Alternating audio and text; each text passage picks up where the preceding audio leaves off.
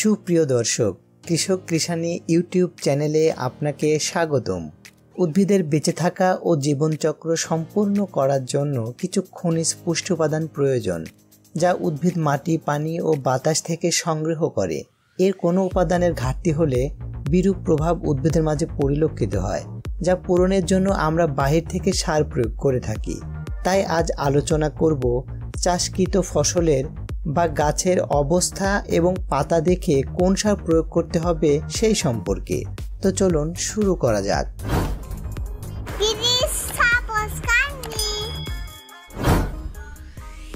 গাছের পাতার আকার যদি স্বাভাবিকের চাইতে ছোট বলে মনে হয়, পাতার অগ্রভাগ থেকে বিবর্ণতা শুরু হয়।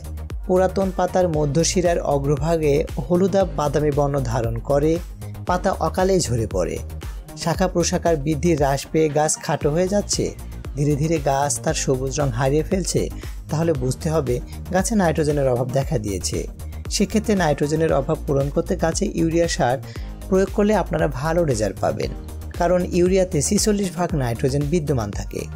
গাছের পাতার পৃষ্ঠভাগ যদি নীলাভ সবুজ বর্ণ ধারণ করে, পাতার কিনারা বাদামি বর্ণ হয়ে ধীরে ধীরে শুকিয়ে যায়, এছাড়া ফুলের উৎপাদন, পার্শ্বীয় কাণ্ড এবং কুঁড়ির বৃদ্ধি কমে যায়, পাতার গোড়া রক্তবর্ণ বা ব্রোঞ্জ রং ধারণ করে, তাহলে বুঝতে হবে গাছে ফসফরাসের ঘাটতি দেখা দিয়েছে।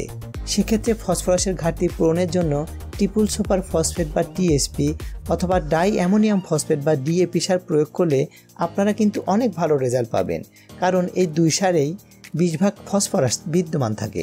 গাছের পুরাতন পাতার কিনারা হতে যদি বিবর্ণতা দেখা দেয়, পাতার উপরিভাগে বিভিন্ন রকম ভাঁজ পড়তে থাকে, পাতার অন্তঃশিরায় বাদামি বর্ণের টিস্যু দেখতে পাওয়া যায়, সর্বোপরি গাছ বিকৃত আকার ধারণ করে এবং গাছের প্রধান কাণ্ডটি মাটির দিকে হেলে পড়ে, তাহলে বুঝতে হবে গাছে পটাশিয়ামের অভাব দেখা দিয়েছে।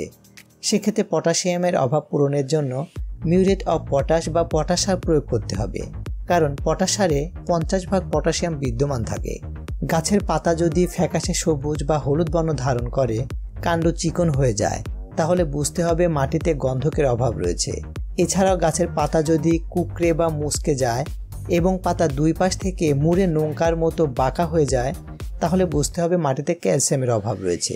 সেক্ষেত্রে ক্যালসিয়াম ও গন্ধকের অভাব পূরণের জন্য জিপসাম সার প্রয়োগ করলে আপনার অনেক ভালো রেজাল্ট পাবেন, কারণ জিপসাম সারে 23% ক্যালসিয়াম ও 17% গন্ধক বিদ্যমান থাকে।